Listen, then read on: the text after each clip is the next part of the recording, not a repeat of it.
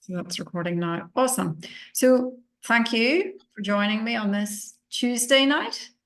For 5 reasons why your child is fussy about food, because my whole belief system around fussy eaters is that if your child doesn't like to eat, then there's a reason.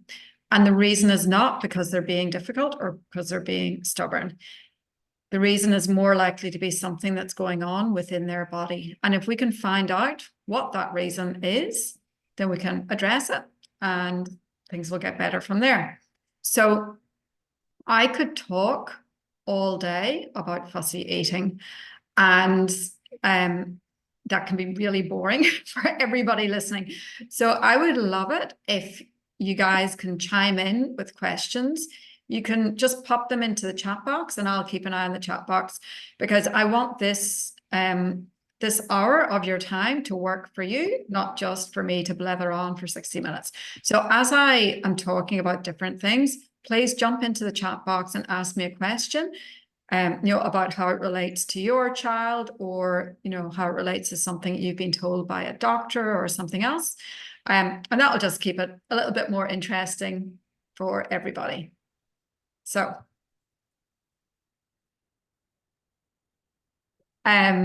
so this is just, to set the scene. Why is it important to actually address the picky eating? Why do we not just let our kids have cornflakes for dinner for the next 5 years? And when you can see there's an underline on these presentations, that's where I've hyperlinked it to a research study. So everything that I'm going to talk about tonight is based on research. So if you go away tonight and you have to think about this and think, oh, I'm not so sure about that. That doesn't make sense. I would like to see the research. Just drop me an email and I will download the research paper and send it to you. So these are the reasons why we want to help our child with their eating.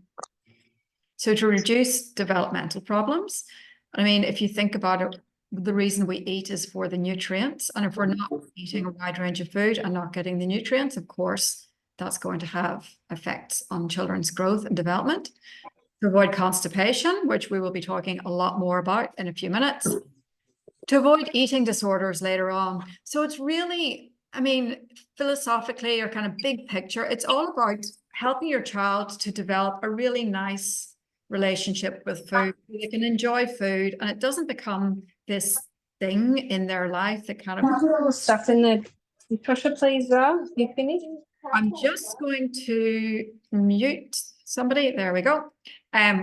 Whoops, can't do 2 things at once, clearly. Avoid eating disorders, to make sure our kids are getting enough iron, vitamin A, vitamin zinc, all super important for your immune system.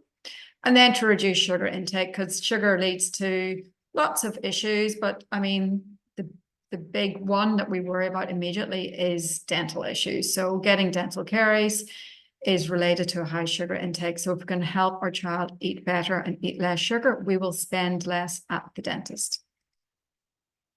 So in the pediatric naturopath, there's 6 practitioners in our team, but only 3 of us are feeding therapists. So if you ever want to make an appointment, have further discussions about fussy eating, these are the crew that you need to speak with. So this is me. Should have said this at the start. Hi, I'm Lisa. So I'm a nutritionist and a naturopath and a feeding therapist. And my background is in food science. So I have a master's in food science from 25 years ago. So that's kind of how I got into this field. Summer is a nutritionist and a feeding therapist, and Sarah is also a nutritionist and a feeding therapist. So these are the 5 reasons why your child might be fussy around food. And we're going to talk at length about all of these. First one, family meal times aren't going to plan. Second, constipation, zinc deficiency, anxiety, something called pandas. And then at the end, I'm going to run through, I've got 17 top tips about how to help your child with their fussy eating. So family meal times. I have to say, I'm not living in cloud cuckoo land, and I have 3 kids, and I know sometimes family meal times are an absolute nightmare. But when you invest the time when your kids are little, it actually turns out to be lovely when they're in their teen years, and you can actually go out for dinner. It's like going out with friends. It's just a really lovely thing to invest time on early on. So this is what I call, these are the low-hanging fruits. The things I'm going to talk about in the next few slides are the low-hanging fruits that you can start to change tomorrow. You don't need any more help from me. You don't need any more advice from Google. You can just make these changes and you will see the benefits straight away. So it's just real quick wins. This is what the ideal family mealtime will look like to help your fussy eater. So we want to have at least one parent sitting and eating with the child. No distractions, so TV or iPad, a well-supported chair for your child/children, no pressure, and not rushed. So let's talk about this. So this is a little snapshot from a research paper about why it's important to have a parent eating with the child. So this study identified that cutting up fruit and vegetables and family consumption of fruit and vegetables facilitates the children's intake. Eating a family meal together regularly could increase children's fruit and veg intake and help them achieve the recommended intake of fruits and vegetables. So it's that simple. These guys are actually taking it one step further, and they're doing something called family style serving, which is where you put the food in serving bowls in the middle of the table and everybody helps themselves within sort of some constructs about you have to take something from each bowl. There must be a starch, a protein, vegetables in the bowls. So this family is doing it perfectly, basically. And just doing this one thing will help your child eat more fruits and vegetables. This can get really tricky with two parents who work for full time. You get home from daycare at 6 o'clock. You have to have food on the table for the little one before you get them bathed and into bed at 7:15. It's extremely difficult, but it doesn't have to be dinner. You could try doing this at breakfast. So maybe, you could all sit down at 7:15, have breakfast together. If during the week is just not happening, then you might want to think about the weekends, really going hard on the weekends and doing breakfast, lunch, and dinner on both days with the family sitting down to eat together. This is free. It also, reduces anxiety in your kids as they get older and stuff. So definitely worth giving this one a shot. Avoiding TV. So many people fall into the trap of putting on the TV or giving their kids the iPad as a distraction to get their child kind of eat mindlessly. But when your child does that, they're not learning about the food that they're eating. They're not even learning how to chew. It's a very mindless activity. And for our kids who need help with their eating, they need to be actually focusing on their eating, not being distracted to eat. So avoiding television and maintaining parental control of food choices during mealtimes leads to improvements in children's food preferences and dietary intake. Again, this is something that you can start straight away, and it is something that is extremely difficult for some families. So you might want to do it in a staggered way, where if your child's watching their iPad with every meal and snack, you might want to remove the iPad from breakfast and just have it for lunch and dinner. Or you might want to move from the iPad to the TV because it's less in their face. You might want to do very gradual declines or limiting iPad time to 10 minutes at a mealtime. Do it in such a way that the whole family doesn't get distressed, but in a month's time, you're in a position where you're not using devices for eating.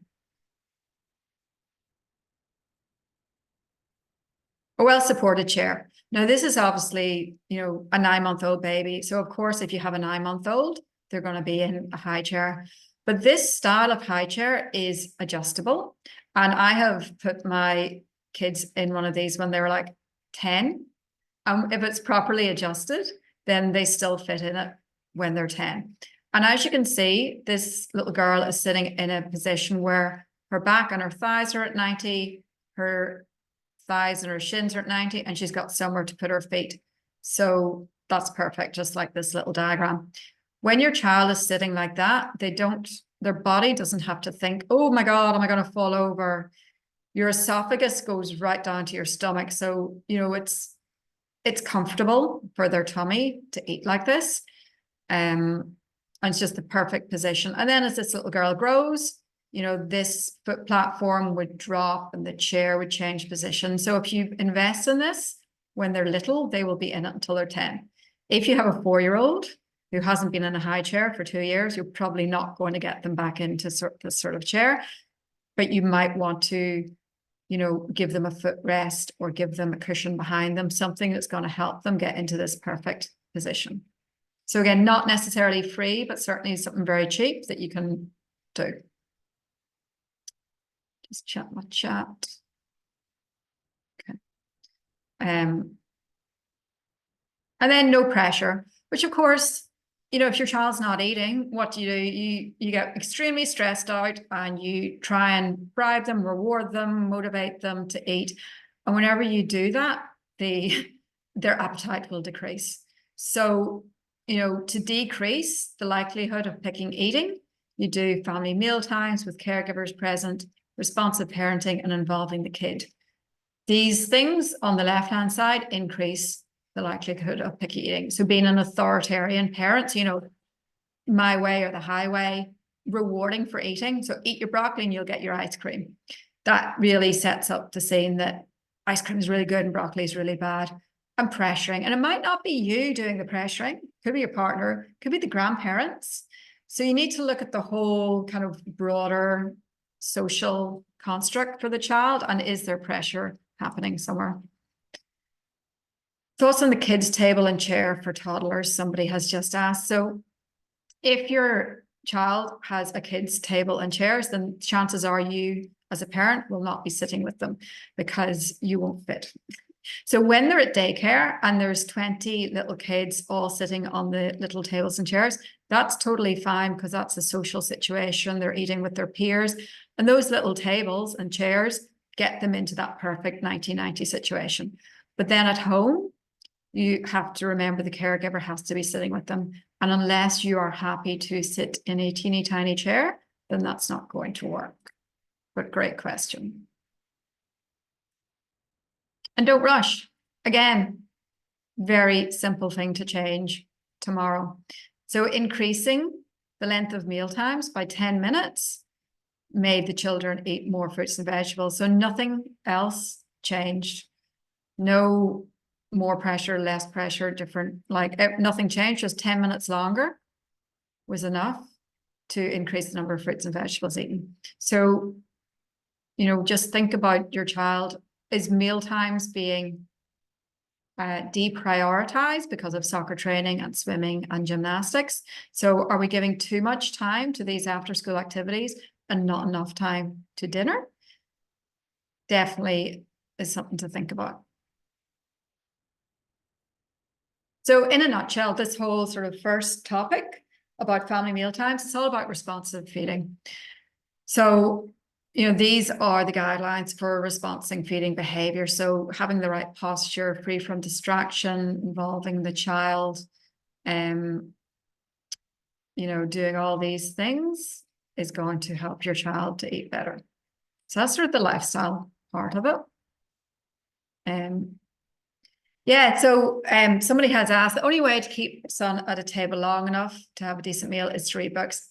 I actually love that because that's completely different to watching a screen. Like reading books with your child is, I think, the best thing that you can do for their language development, for literacy, for everything. So if you're sitting down, as long as you can still eat, because you really want to be not just sitting watching your child eating, but you want to be sitting with your child and eating, ideally, the same food. So as long as you can read a page, take a few bites, chew them, swallow them, read another few pages, do that. That's perfect. Read books about food, even better. If you do a search on Amazon, there's so many great books about food where, you can get really focused on helping their fussy eating. All right, constipation, everybody's favorite topic. As you can imagine, given that our practice is highly focused on kids and fussy eaters, then we see so much constipation. And 76% of fussy eaters are constipated. So this is partly cause and partly effect. So they're picky eating because they've got a gut full of poo and they don't have an appetite, but they've got a gut full of poo because they're not eating enough fruits and vegetables and fiber to actually, help them do a poo. So we need to fix the constipation to fix the fussy eating. So we have, it's a vicious cycle like so many things. Child doesn't want to eat, doesn't want meals, and they just want to graze on low fiber foods. So then they end up with this very low fiber diet of like rice crackers and Pringles and things like that, which causes constipation. Then they've got a backlog of poo, suppresses their appetite, which means that they don't want to eat proper meat and 3 veg meals. They just want to graze. So it goes on and on and on until you fix the constipation. So why? I blow my mind with this fact from a research paper that basically 80% of kids with constipation, if they give up dairy, the constipation goes away. And if your child's a really fussy eater, they might be eating pretty much nothing but dairy and wheat-based products. So, cheese, yogurt, milk, and bread. So this is really, really tricky to do. But if you can wean them off dairy, then the other food groups can start to come in. Other food sensitivity, so not necessarily an allergy, but just some sort of food sensitivity. Withholding. So it only takes a child to have one really, really painful poo for them to kind of go, whoops, I'm not doing that again. And they clench their little buttocks and they hold on to that poo. And then the poo gets really, really hard. And then when it comes out, it hurts like all hell has broken loose. So we need to, withholding causes constipation as well as constipation causing withholding. Lead toxicity. Now, if you follow me on Instagram, you know that I bang on about lead toxicity all the time. It has big impacts on your development, but also causes constipation. And, your child could be eating all the fruits and vegetables in the world, but if they've got high lead levels, they're still going to be constipated. So we need to check for that. And we check by doing a hair sample. So we do hair tissue mineral analysis to look for lead. Stress. So if you've got a little stressed out cherub, that will make them constipated. Having a bacteria overgrowing in their tummy called H. pylori, having a parasite, and then a low fiber diet. So we need to address some of these reasons, and then food fussiness will naturally decrease. But it comes back to the problem, how do you fix constipation when your child only eats, 2 foods? So these are some things that you can do straight away that don't require dietary changes. But by doing these and relieving the constipation, your diet, their children's diet will change. So scheduling toilet time 30 minutes after eating. Might be difficult after breakfast if you're rushing out of the house, but certainly after dinner, just, take a book, let them go to the toilet, just straight after eating, 30 minutes. Drinking more water. If you're dehydrated, you're going to be constipated. Having a nice bath with Epsom salts, also like the magnesium sulfate, just kind of relaxes them, especially if they're a withholder. And my kids, even just a normal bath without the Epsom salts, I had one kid, I can't remember which of my children it was, but literally every time they hopped in the bath, they would do a poo. So that definitely works. Castor oil packs. So that's a pack you put on their tummy. I am not suggesting that you give your child castor oil to drink, but if you just do a castor oil pack on their tummy, that can also get things moving. Having a squatty potty, so getting them sitting in the proper position where their feet are raised, so they're in more of a squatting position rather than the high chair, 90-90-90 position. That's good for eating, not good for pooping. More movement, anything at all, but like trampolining and stuff is great. And chewing more. Some kids will not chew their food. They will move it around a little bit and try and swallow it whole. And digestion begins in your mouth. and by chewing your food. So if you're not chewing, you're not digesting, you're going to get constipated. And then we use supplements for fussy eaters, but they're easy supplements. So flower remedy it's just the energy of a flower, so it tastes of nothing. There's one called Bottle Brush, which is really good for withholders because it works on the emotional aspect behind constipation. Then we use a few different prebiotics, so partially hydrolyzed guar gum, lactulose, and galacto-oligosaccharides. So we use them all for different reasons in different situations, but they will all help to some extent with constipation. And they taste of nothing. Actually, lactulose, you may have tried because you just buy it in the chemist. It literally tastes like sugar.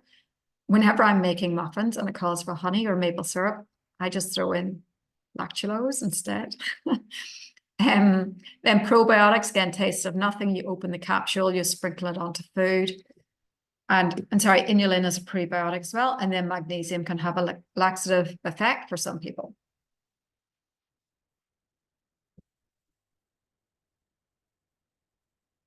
So before I go on to zinc deficiency, any questions? Oh gosh, I'm going. Any questions on constipation before I move on to zinc? I know that 80% of you have constipation. So magnesium spray, is that effective? Magnesium spray is good for calming your child and helping them to sleep, but I don't think it's going to help with constipation. But the good news is that most magnesiums taste pretty good. So I use magnesium citrate. The one I use is like a citrus flavored. My kids love it.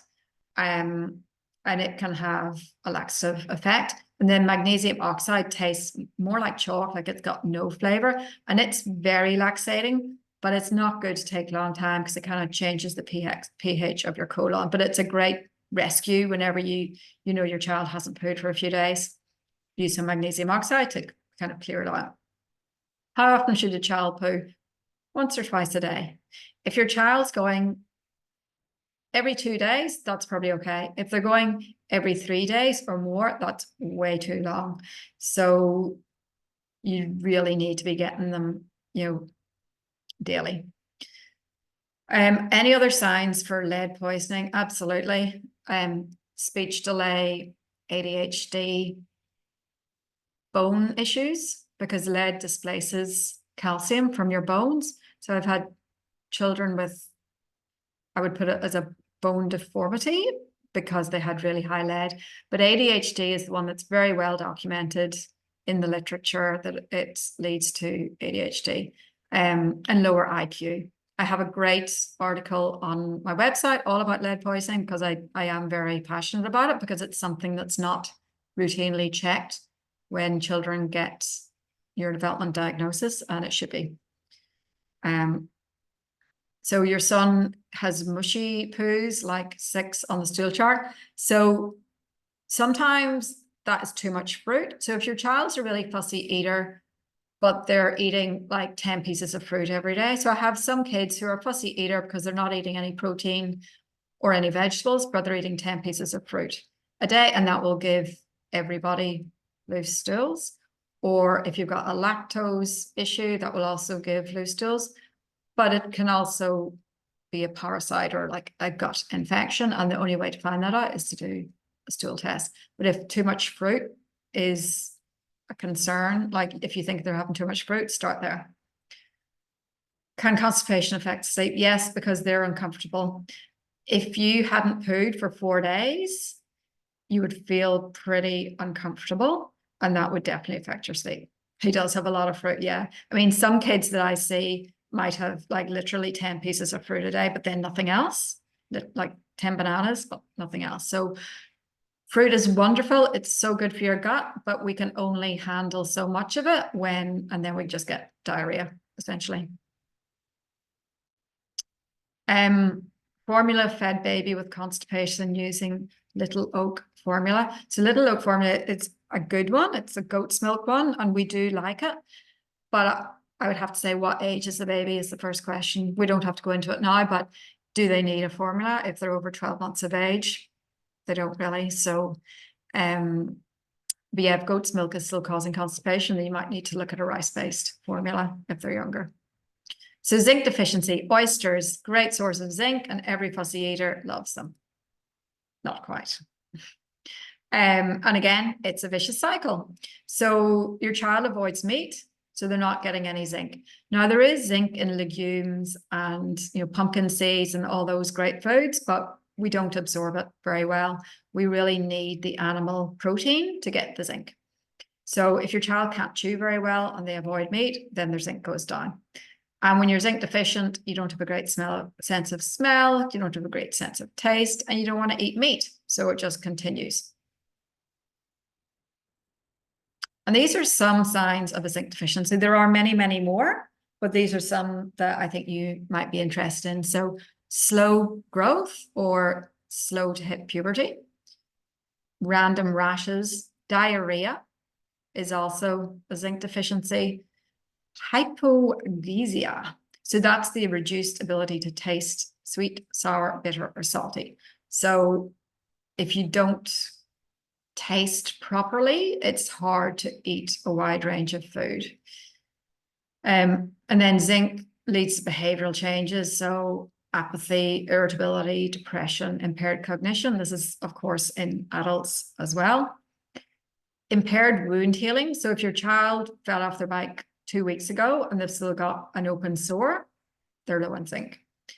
If your child gets sick every 2 weeks, which is not normal, despite what you may have been told, if they've got really low immunity, probably zinc deficient. And then, so what? What does this have to do with feeding? So we need zinc for a good mood. Zinc makes you think. And if we're sad or stressed, we don't necessarily want to sit down with our family and eat meat and 3 veg. Got the taste disorders, sensory regulation. So, a lot of kids with feeding issues go to the OT, the occupational therapist, because they've got sensory issues. But actually, if you go further upstream and you address their zinc deficiency, then their sensory issues become less. We need zinc to make our digestive enzymes to digest our food. So again, if you're not making digestive enzymes, you're not going to want to eat. And just giving a zinc supplement will increase appetite.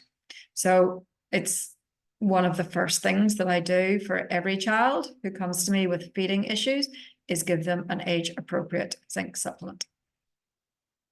And we really like to quantify exactly how low a child is in zinc. So we do something called hair tissue mineral analysis, which is just a little sample of hair, clean hair. We post it off and it will tell us the amount of zinc in your child's body. So that's zinc, my favorite nutrient. Who hit me with some questions about zinc? I'd love to know if your child is sick all the time. I'm in a lot of Facebook groups, like mothers groups, and what I always see posts are people saying, my child is sick every 2 weeks and he's at daycare. And everybody says, totally normal, totally normal, totally normal. It's like, no, it's not. It's not totally normal to be sick every 2 weeks. I've had 3 kids at daycare from like 9, 10 months of age, and they were sick for the first month of daycare, yes, and then they adapted. So don't sit back and just go with this for the next 18 months that your child's sick every 2 weeks. Have a think, could they be zinc deficient?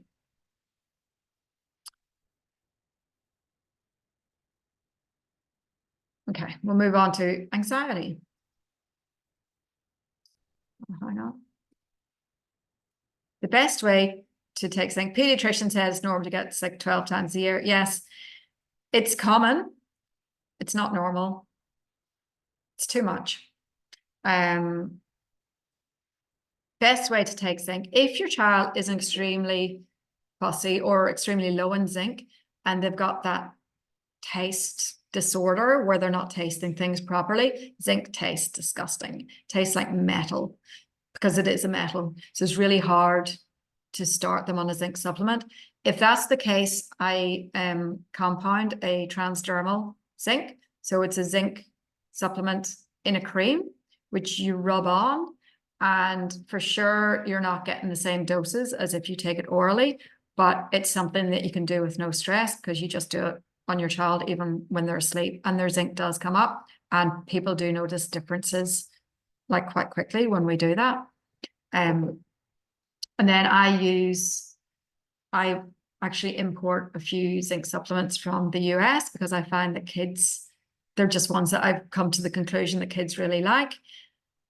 There are some good ones from the health food shops. I cannot remember off the top of my head now what they are, but I know people have shown me some from a health food shop and say, oh yeah, that's not bad. So question, how long do they need to take zinc for? So you would want to test it, then give the zinc, and then retest, ideally. You wouldn't want to give a zinc supplement for more than 3 months without knowing what else is going on, because we have zinc and copper in our body and they're like a seesaw. And in 95% of the kids I see, the copper is way too high, the zinc is way too low. So we want to correct that seesaw. But if you kept giving zinc supplements willy-nilly for years, then the zinc would get too high and the copper would get too low, which then can lead to other issues. So I'm a big fan of test, don't guess, but you could safely take it for 3 months and not run into any problems. So anxiety, these are signs that your child is anxious about food. But it can mean everything. You don't look at this list and say, oh my God, my child has anxiety. Like, obviously, it doesn't mean that they have anxiety, but it is good to think, is anxiety playing a role? So when they're whining at meal times, I mean, lots of kids whine at meal times, refusing to come to the table, gagging at the sight of food, can be sensory, but it can be anxiety. Her behavior. So, some kids will act really badly at the dinner table, so they get sent to their room. Awesome. Stomach churning, shakiness, rapid breathing, all those sort of anxiety signs. So how does this happen? Well, for some reason, they get anxiety about food, maybe because they've been pressured, maybe because they've been asked to eat a pork chop and they don't know how to chew a pork chop. Maybe they've had a choking experience. So many different reasons. So they have their anxiety about food, which leads to a limited diet, which means that they've got nutrient deficiencies. And as we've talked about, zinc deficiency can cause anxiety, as can, B vitamins, magnesium. So here we go. It's another vicious cycle. But this is really good to understand. So if your child's under the age of 3, it's not anxiety. Kids can't think what if when they're under 3. They might have a sensory reaction to food, they might have something else going on, but it's not really anxiety. When they're 4 to 5, then they can start to have that anticipatory anxiety. So if you're on this masterclass and your child's less than 3, then it's not anxiety.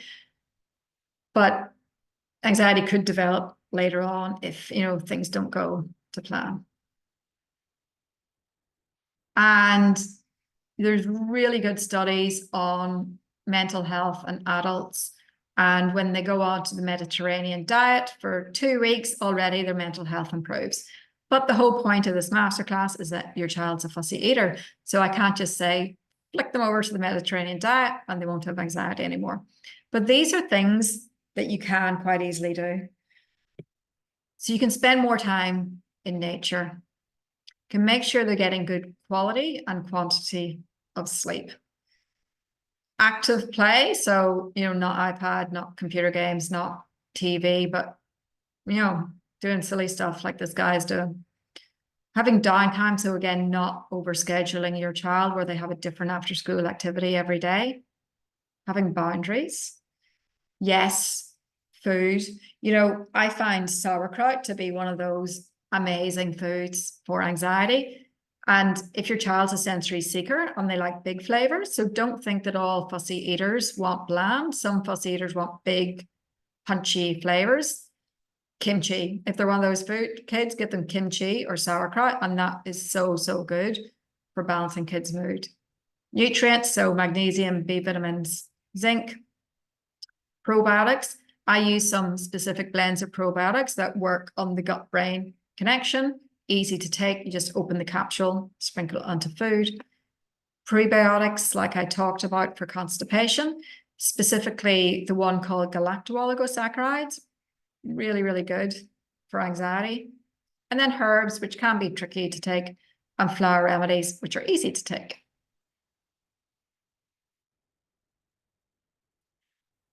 But thinking more specifically about, food and anxiety, you have to remember that avoidance will feed the anxiety. So if your child's anxious about vegetables and to protect your child, you remove vegetables so they don't get upset with the vegetables.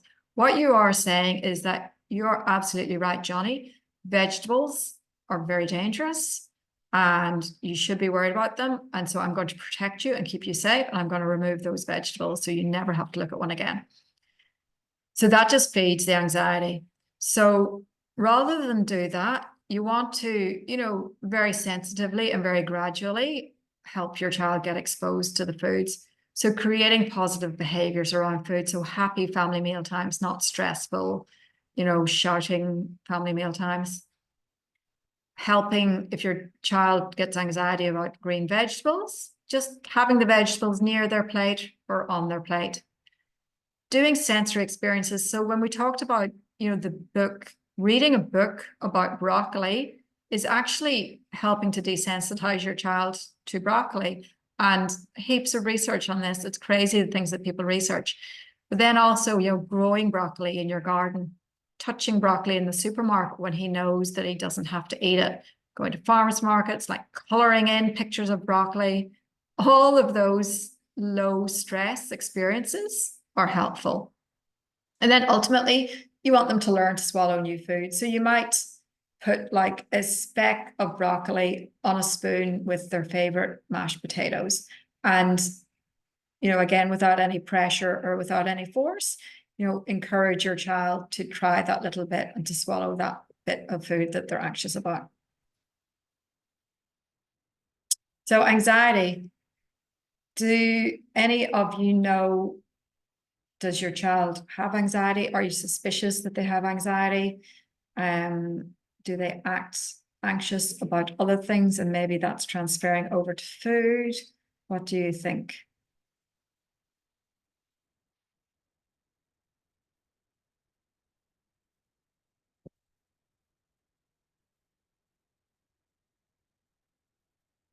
I'll just finish my tea. No, that's all right. I'll move on to the next topic, which is pandas, which does overlap with anxiety quite a lot. And then we've got about 20 minutes left, so there'll be time for questions at the end as well. So this is a condition that you may not have heard of, and it's called PANS or PANDAS. PANDAS is the old name and PANS is the new name. So PANS stands for Pediatric Acute Onset Neuropsychiatric Syndrome. PANDAS is Pediatric Autoimmune Neuropsychiatric Disorder associated with a streptococcus infection.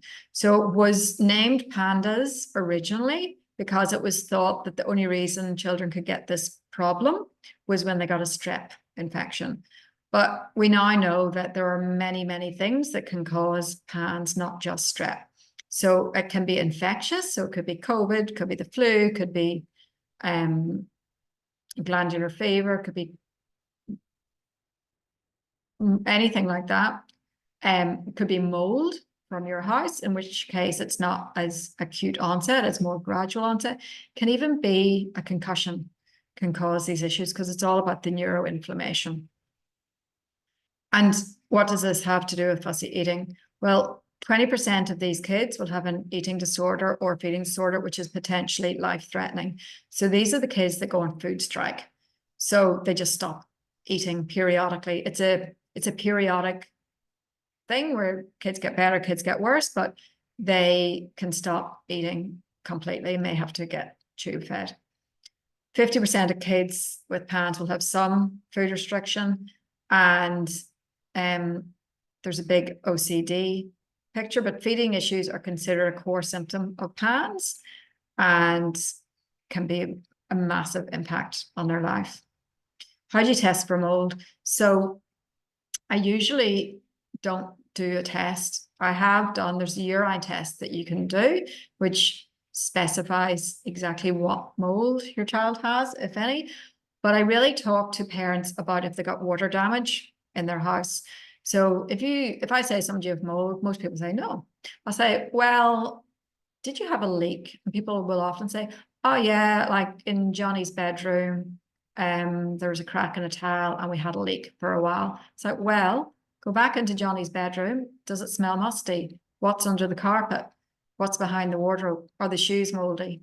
So if you've got water damage in your building, then you need to think about mold. And in the case of pans, the symptoms won't go up and down and they won't come on suddenly. They'll just kind of always be there. So these are the symptoms of pans. Anxiety, emotional lability or depression, irritability, aggression, or severely oppositional behaviors, regression. So that can even be developmental behavior. So starting to do baby talk or starting to crawl when they previously walked. School performance going down, especially handwriting. So for a child who could previously handwrite quite nicely or color in inside the lines, to suddenly not be able to do that is a classic PANS sign. Sensory or motor abnormalities, so tics, severe sensory issues, and then things like wetting the bed where they were previously dry, having to go to the toilet every 10 minutes, and sleep issues. But of course, those things can also be many, many things. Doesn't necessarily mean it PANS. So this is like 98% of kids with PANS have separation anxiety. That doesn't mean that 98% of children with separation anxiety have PANS. But, if you look at all these, if your child's kind of ticking a lot of these boxes and they've got tics and, they can't sit still anymore where previously they were okay, then definitely think about PANS.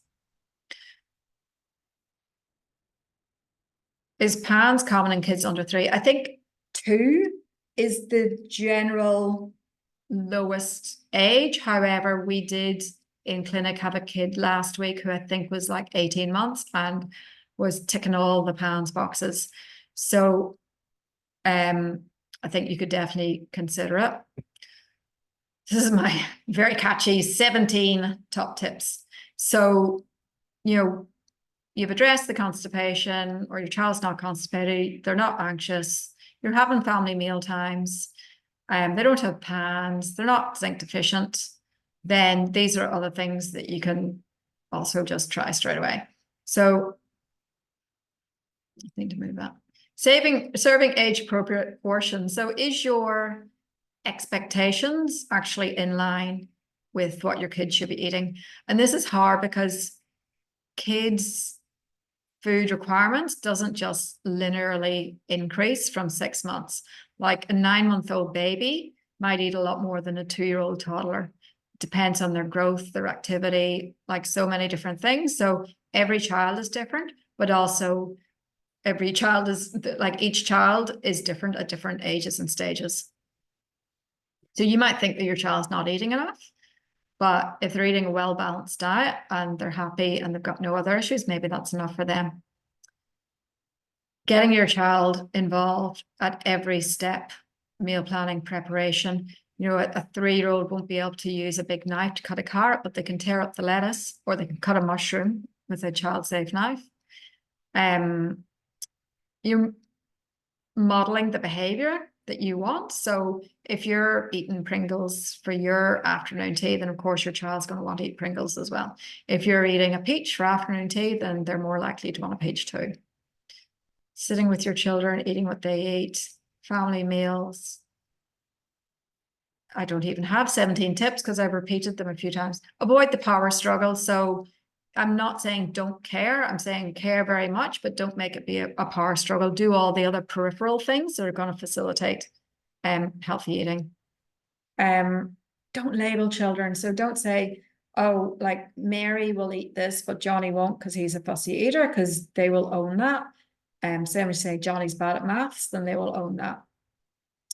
Feeling positive. So that was a delicious watermelon. Expose, expose, expose. Don't bribe.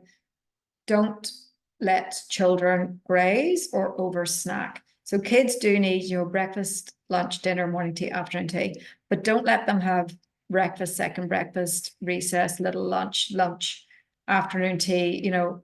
Make sure that you're sticking to 5 eating occasions, not 10.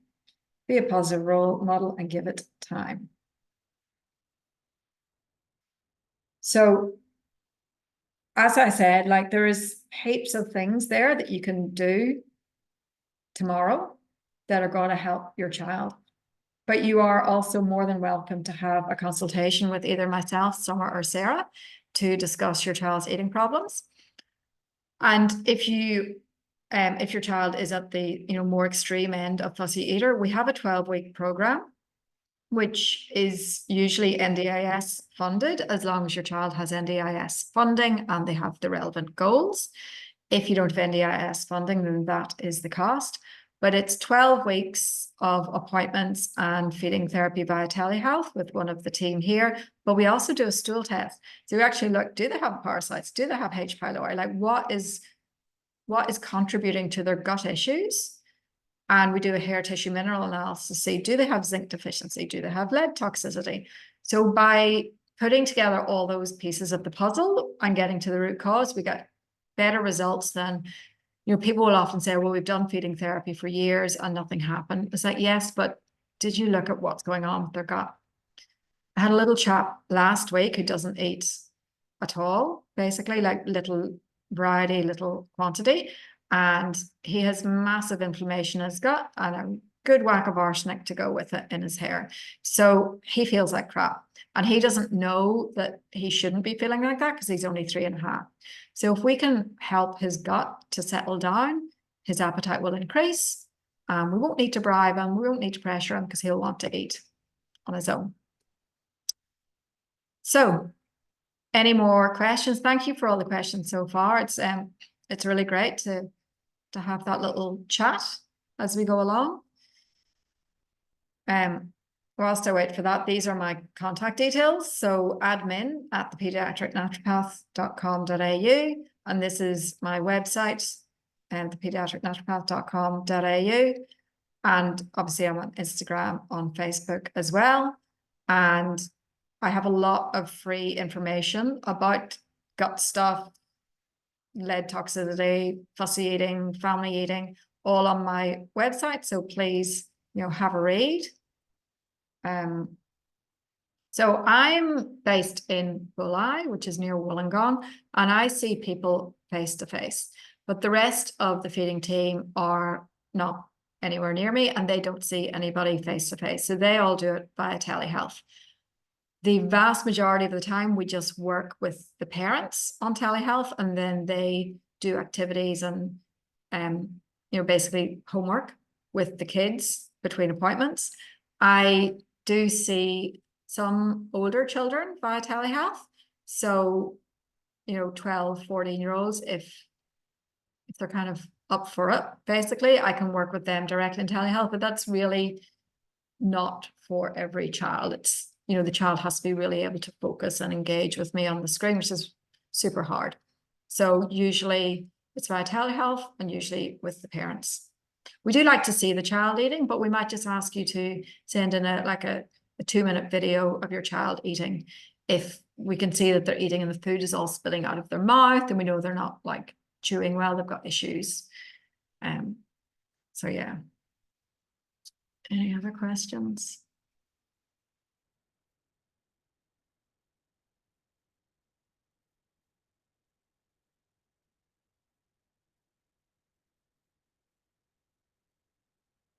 We've got a few minutes if you have any questions. We can see you're all still here, which is great.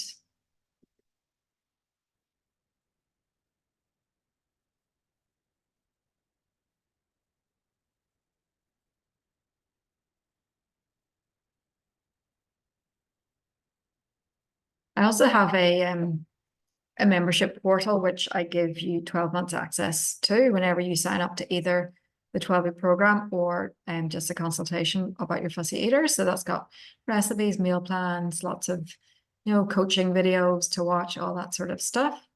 How long do results take for the hair and stool test? So the hair takes 10 to 15 working days from the sample getting to Sydney. So we usually make an appointment for a month. So we know it's definitely going to be there. So it's not too long. And the stool test takes 4 weeks max. Got to run, have dinner. That's good. Have your dinner. I've had mine. It's delicious. So yeah, we generally will have an appointment, we'll do the testing, and then we'll have another appointment 4 weeks later to go through those results.